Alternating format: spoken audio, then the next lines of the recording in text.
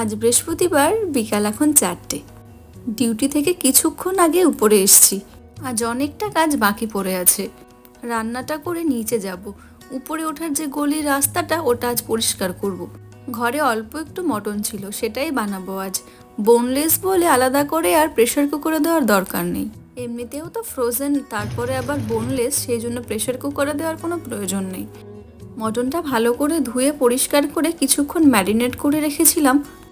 বেশিক্ষণ লাগবে না বানাতে। মটনটা যখনই ম্যারিনেট করে রেখেছিলাম তখনই দেখলাম কেমন যেন ছাড়িয়ে ছাড়িয়ে যাচ্ছে। আমাদের দেশে যেরকম আমরা দাঁড়িয়ে থেকে মটন কিনে নিয়ে আসি, এখানে তো সেটা সম্ভব হয় না, প্যাকেট ধরেই নিয়ে আসতে হয়।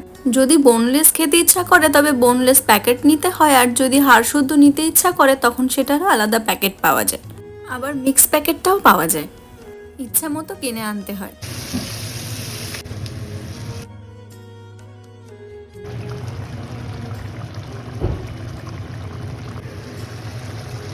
রান্না হয়ে গেছে, 4:30 মতো বাজে। নিচে চলে এসেছি রাস্তাটা পরিষ্কার করব বলে। আগের দিন বলছিলাম না ড্রপ বক্সটা ভেঙে গেছে, ঘরের মালিককে ফোন করেছিলাম, এসে ড্রপ বক্সটা ঠিক করে দিয়ে গেছে।